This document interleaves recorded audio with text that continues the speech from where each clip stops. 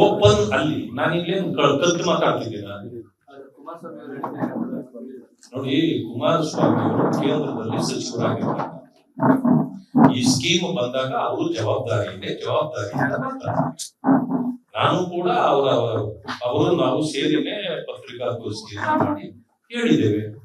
ಅದರಿಂದಾಗಿ ನಾನು ಇವತ್ತು ಏನೇನು ಮಾತುಗಳನ್ನ ಹೇಳಿದ್ದೇನೋ ಅದೇ ರೀತಿ ಅವರು ಹೇಳಿ ಜನರಿಗೆ ಇದರಿಂದ ಸಮಸ್ಯೆ ಇಲ್ಲ. ಸಮಸ್ಯೆ ಇರೋದು ಕೇವಲ ಈ ಕಾಂಗ್ರೆಸ್ನವ್ರಿಗೆ. ಯಾಕೆ ಅಂತಂದ್ರೆ ಅವ್ರಿಗೆ ಆಗ್ತಾ ಇದ್ದದ್ದು ಅನ್ಯಾಯಗಳು ಏನ್ ಮಾಡ್ತಿದ್ರು ಇನ್ನು ಮುಂದೆ ಮಾಡಕ್ಕಾಗಲ್ಲ.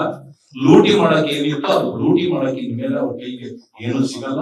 ಆ ಕಾರಣದಿಂದ ಇವ್ರು ಈ ರೀತಿ ಮಾಡ್ತಾರೆ. ಅದರಿಂದ ಅವ್ರು ಬೇಕಾದ್ರೆ ನಾನು ಚಾಲೆಂಜ್ ಮಾಡ್ತೇನೆ ಅಂತ. ಈಗ ಅವ್ರು ಓಪನ್ ಚಾಲೆಂಜ್ ಬರ್ತಾರೆ ಅಂತಂದ್ರೆ ಸರ್ಕಾರ ಅವ್ರದೇ ಇದೆಯಲ್ಲ, ವಿಧಾನಸೌಧದ ಮುಂದೆ ಒಂದು ವೇದಿಕೆ ಹಾಕಿ ಸಿದ್ಧ ಮಾಡ್ಲಿಕ್ಕೆ ಹೇಳಿ ಯಾವತ್ತು ಅಂತ ಬರ್ಲಿ ಹೋಗೋಣ. ಗ್ರಾಮ ಪಂಚಾಯತಿಗಳಿಗೆ ಇದ್ದಂತ ಅಧಿಕಾರನ ಇದರಲ್ಲಿ ಕಡಿಮೆ ಮಾಡಿದ್ರು. ಕೋರ್ಟ್ ಅವ್ರದ್ದು ಮಾತ್ರ ಅಲ್ವಲ್ಲ, ಕೋರ್ಟ್ ನಮ್ದು ಇದೆಯಲ್ಲ, ನಮಗೂ ಅದೇ ಕೋರ್ಟ್.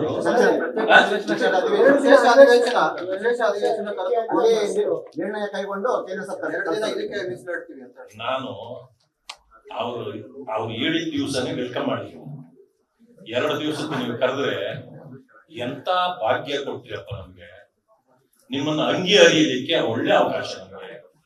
ನೀವೆಲ್ಲೆಲ್ಲಿ ಲೂಟಿ ಮಾಡಿದ್ರಿ, ಮೋಸ ಮಾಡಿದಿರಿ, ಎಲ್ಲೆಲ್ಲಿ ನುಂಗಿದ್ರಿ, ಎಲ್ಲಿ ಗಂಟ್ಲಲ್ಲಿ ತಗ್ಲಾಕೊಂಡಿತ್ತು ಎಲ್ಲ ಹೇಳಕ್ ಆಯ್ತಲ್ಲ ನಮ್ಗೆ. ಈಗ ನಿಮ್ಮ ಹತ್ರ ಎಷ್ಟು ನಾನು ವರದಿಯನ್ನು ಒಪ್ಸಿದೀನೋ ಇದೆಲ್ಲ ಅವರ ಸೆಷನ್ ನಲ್ಲಿ ಇಟ್ಕೊಂಡ್ರೆ ನಾವು ಎಲ್ಲಿ ಇಟ್ಕೊಳ್ತಾರೆ ಅವ್ರ ಮುಖ ತಗೊಂಡೋಗಿ. ಎಲ್ಲಾ ರಾಜ್ಯಗಳಿಗೂ ವಿರೋಧ ಇದೆ 60-40% ಅಂತ ಹೇಳ್ತಾರೆ. ಅವ್ರು ಹೇಳ್ತಾರೆ. ಈಗ ಇಡೀ ದೇಶ ಹೆಂಗೆ ಅಂತ ಪರಿಸ್ಥಿತಿ ಇದೆ ಅಂದ್ರೆ ಟ್ರಾನ್ಸ್ಪರೆಂಟ್ ವರ್ಕ್. ಮೋದಿ ಅವರ ಮೊದಲು ಹಂಗಲ್ಲ. 1,00,000 ಕೋಟಿಯಲ್ಲಿ ನುಂಗಾಕಿದ್ದಾರೆ ಕಾಂಗ್ರೆಸ್ ಸರ್ಕಾರ ಅಂದ್ರೆ ವರ್ಷಗಟ್ಟಲೆ ಯಾರಿಗೂ ಗೊತ್ತಾಗ್ತಿರ್ಲಿಲ್ಲ. ಈಗ ಯಾರನ್ನ 100 ರೂಪಾಯಿ ಎಲ್ಲಾದ್ರೂ ನುಂಗಿದ್ದಾರೆ ಅಂತಂದ್ರೆ ಗೊತ್ತಾಗುತ್ತೆ. ಈ ದೇಶ ಮೇರ ಮುಕ್ತಿ ಮೇರ ಎಂತಾರಲ್ಲ, ಅಥವಾ ಈ ನಕಲಿ ಗಾಂಧಿಗಳು. ನಕಲಿ ಗಾಂಧಿಗಳು ಯಾರು? ನೆಹರು ಅವರನ್ನ ಹೊರತುಪಡಿಸಿ ಉಳಿದ ಗಾಂಧಿಗಳೆಲ್ಲ ಇದು ನಕಲಿ ಗಾಂಧಿಗಳೇ. ಅವರಿಗೆ ಗಾಂಧಿ ಅನ್ನೋದು ಎಲ್ಲಿಂದ ಬಂತು?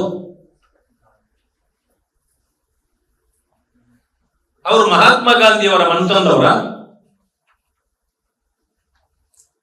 ಮಹಾತ್ಮ ಗಾಂಧಿ ಮನ್ತಂದವರು ಅಲ್ಲ ಅಂದ್ಮೇಲೆ ಈ ಗಾಂಧಿ ಫ್ಯಾಮಿಲಿ ಆಗ್ಲಿಕ್ಕೆ ಹೇಗೆ ಸಾಧ್ಯ?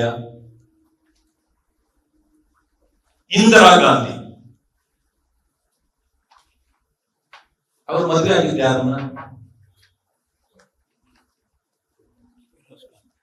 ಫಿರೋಜ್ ಖಾನ್ ಮದುವೆ ಆದ್ಮೇಲೆ ಇಂದಿರಾ ಖಾನ್ ಆಗ್ಬೇಕಾಗಿತ್ತು. ಇಂದಿರಾ ಗಾಂಧಿ ಯಾಕಾಯ್ತು? ಆಯ್ತು, ಅವರು ಹುಟ್ಟಿದ ಮಕ್ಕಳು ರಾಜೀವ್ ಖಾನ್ ಆಗ್ಬೇಕಾಗಿತ್ತು.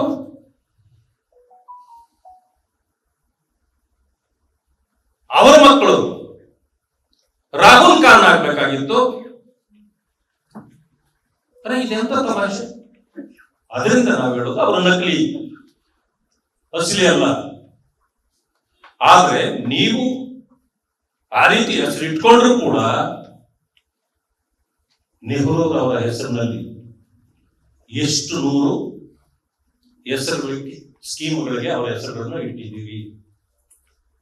ಎಷ್ಟು ಯೂನಿವರ್ಸಿಟಿಗಳಿಗೆ ಇಟ್ಟಿದ್ದೀರಿ, ಎಷ್ಟು ಏರ್ಪೋರ್ಟ್ಗಳಿಗೆ ಇಟ್ಟಿದ್ದೀರಿ, ಎಷ್ಟು ರೈಲ್ವೆ ಸ್ಟೇಷನ್ಗಳಿಗೆ ಇಟ್ಟಿದ್ದೀರಿ ಅವರ ಹೆಸರುಗಳನ್ನ. ರಾಜೀವ್ ಗಾಂಧಿ ಎಷ್ಟು ಇಟ್ಟಿದ್ದೀರಿ, ಇಂದಿರಾ ಗಾಂಧಿ ಹೆಸರುಗಳಲ್ಲಿ ಎಷ್ಟು ಇಟ್ಟಿದ್ದೀರಿ. ಬಹುಶಃ ಉಳಿದೋಗಿರೋದು ರಾಹುಲ್ ಗಾಂಧಿ ಒಬ್ಬರದೇ. ಇನ್ನೂ ಅಧಿಕಾರದಲ್ಲಿ ಇದ್ದಿದ್ರೆ ಇಷ್ಟೊತ್ತಿಗೆ ಅವತ್ತು ಮಂಟಪನೂ ಕಟ್ಟಿಸ್ಬಿಡ್ತಿದ್ರಿ ನೀವು ಕಾಂಗ್ರೆಸ್ನವರು. ನಾನ್ ಕೇಳ್ತೇನೆ, ಈ ದೇಶ ನಿಮ್ಮ ಕುಟುಂಬದ ಆಸ್ತಿನ? ಭಾರತ ದೇಶ ನಿಮ್ಮ ಕುಟುಂಬದ ಆಸ್ತಿ ಅಲ್ಲ. ಅದಕ್ಕೆ ಇವತ್ತು ಏನು ನಾವು ಈ ವೆಲ್ಫೇರ್ ಸ್ಕೀಮ್ಗಳನ್ನ ತಂದಿದ್ದೇವೆ, ದೇಶದ ಜನರಿಗೆ ಒಳಿತಾಗಬೇಕು ಅಂತಕ್ಕಂಥದ್ದೇ ಉದ್ದೇಶ. ಓಪನ್ ಅಲ್ಲಿ ನಾನಿಲ್ಲೇನು ಕದ್ದು ಮಾತಾಡ್ತಿದ್ದೀನ ನೋಡಿ. ಕುಮಾರಸ್ವಾಮಿ ಅವರು ಕೇಂದ್ರದಲ್ಲಿ ಸಚಿವರಾಗಿದ್ದಾರೆ. ಈ ಸ್ಕೀಮ್ ಬಂದಾಗ ಅವರು ಜವಾಬ್ದಾರಿಯಿಂದ ಮಾತಾಡ್ತಾರೆ. ನಾನು ಕೂಡ ಅವರು ನಾವು ಸೇರಿನೇ ಪತ್ರಿಕಾಗೋಷ್ಠಿಯನ್ನು ಮಾಡಿ ಹೇಳಿದ್ದೇವೆ. ಅದರಿಂದಾಗಿ ನಾನು ಇವತ್ತು ಏನೇನು ಮಾತುಗಳನ್ನ ಹೇಳಿದ್ದೇನೋ ಅದೇ ರೀತಿ ಅವರು ಹೇಳಿ ಜನರಿಗೆ ಇದರಿಂದ ಸಮಸ್ಯೆ ಇಲ್ಲ. ಸಮಸ್ಯೆ ಇರೋದು ಕೇವಲ ಈ ಕಾಂಗ್ರೆಸ್ನವ್ರಿಗೆ. ಯಾಕೆ ಅಂತಂದ್ರೆ ಆಗ್ತಾ ಇದ್ದದ್ದು ಅನ್ಯಾಯಗಳು ಏನ್ ಮಾಡ್ತಿದ್ರು ಇನ್ನು ಮುಂದೆ ಮಾಡಕ್ಕಾಗಲ್ಲ. ಲೂಟಿ ಮಾಡಕ್ ಏನಿತ್ತು ಅದು ಲೂಟಿ ಮಾಡಕ್ ಇನ್ಮೇಲೆ ಅವ್ರ ಕೈಗೆ ಏನು ಸಿಗಲ್ಲ.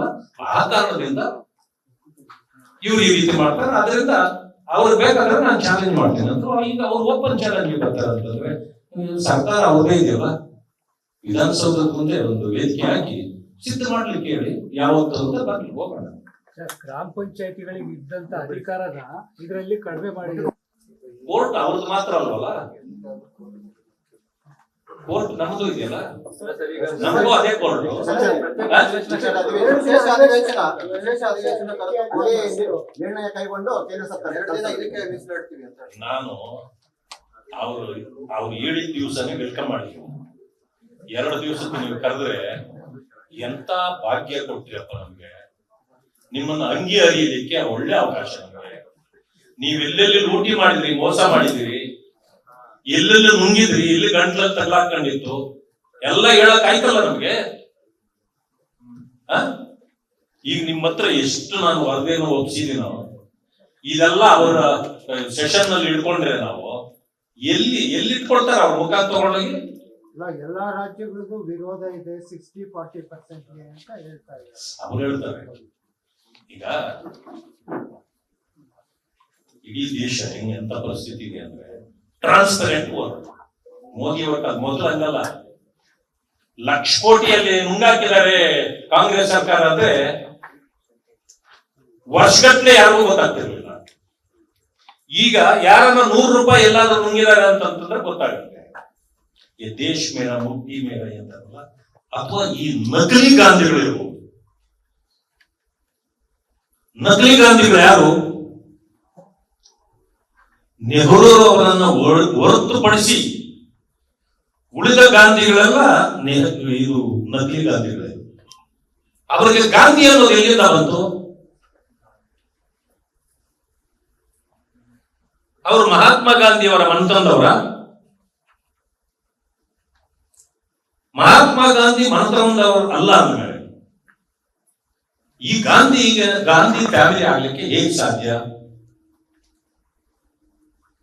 ಇಂದಿರಾ ಗಾಂಧಿ ಅವರು ಮದುವೆ ಆಗಿದ್ದೆ ಯಾರನ್ನ? ಫಿರೋಜ್ ಖಾನ್ ಮದುವೆ ಆದ್ಮೇಲೆ ಇಂದಿರಾ ಖಾನ್ ಆಗ್ಬೇಕಾಗಿತ್ತು. ಇಂದಿರಾ ಗಾಂಧಿ ಯಾಕಾಯ್ತು? ಆಯ್ತು, ಅವರು ಹುಟ್ಟಿದ ಮಕ್ಕಳು ರಾಜೀವ್ ಖಾನ್ ಆಗ್ಬೇಕಾಗಿತ್ತು.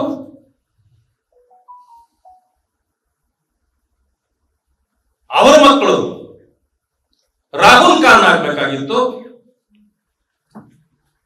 ಇದೆಂತ ತಮಾಷೆ. ಅದರಿಂದ ನಾವು ಹೇಳೋದು ಅವರು ನಕಲಿ, ಅಸಲಿ ಅಲ್ಲ. ಆದ್ರೆ ನೀವು ಆ ರೀತಿ ಹೆಸರು ಇಟ್ಕೊಂಡ್ರು ಕೂಡ ನೆಹರು ಅವರ ಹೆಸರಿನಲ್ಲಿ ಎಷ್ಟು 100 ಹೆಸರುಗಳಿಗೆ, ಸ್ಕೀಮ್ಗಳಿಗೆ ಅವರ ಹೆಸರುಗಳನ್ನು ಇಟ್ಟಿದ್ದೀರಿ, ಎಷ್ಟು ಯೂನಿವರ್ಸಿಟಿಗಳಿಗೆ ಇಟ್ಟಿದ್ದೀರಿ, ಎಷ್ಟು ಏರ್ಪೋರ್ಟ್ಗಳಿಗೆ ಇಟ್ಟಿದ್ದೀರಿ, ಎಷ್ಟು ರೈಲ್ವೆ ಸ್ಟೇಷನ್ಗಳಿಗೆ ಇಟ್ಟಿದ್ದೀರಿ ಅವರ ಹೆಸರುಗಳನ್ನ. ರಾಜೀವ್ ಗಾಂಧಿ ಎಷ್ಟು ಇಟ್ಟಿದ್ದೀರಿ, ಇಂದಿರಾ ಗಾಂಧಿ ಹೆಸರುಗಳಲ್ಲಿ ಎಷ್ಟು ಇಟ್ಟಿದ್ದೀರಿ. ಬಹುಶಃ ಉಳಿದೋಗಿರೋದು ರಾಹುಲ್ ಗಾಂಧಿ ಒಬ್ಬರದೇ. ಇನ್ನೂ ಅಧಿಕಾರದಲ್ಲಿ ಇದ್ದಿದ್ರೆ ಇಷ್ಟೊತ್ತಿಗೆ ಅವ್ರದ್ದು ಮಂಟಪನೂ ಕಟ್ಟಿಸ್ಬಿಡ್ತಿದ್ರಿ ನೀವು ಕಾಂಗ್ರೆಸ್ನವರು. ನಾನ್ ಕೇಳ್ತೇನೆ, ಈ ದೇಶ ನಿಮ್ಮ ಕುಟುಂಬದ ಆಸ್ತಿನ? ಭಾರತ ದೇಶ ನಿಮ್ಮ ಕುಟುಂಬದ ಆಸ್ತಿ ಅಲ್ಲ. ಅದಕ್ಕೆ ಇವತ್ತು ಏನು ನಾವು ಈ ವೆಲ್ಫೇರ್ ಸ್ಕೀಮ್ಗಳನ್ನ ತಂದಿದ್ದೇವೆ, ದೇಶದ ಜನರಿಗೆ ಒಳಿತಾಗಬೇಕು ಅಂತಕ್ಕಂಥದ್ದೇ ಉದ್ದೇಶ.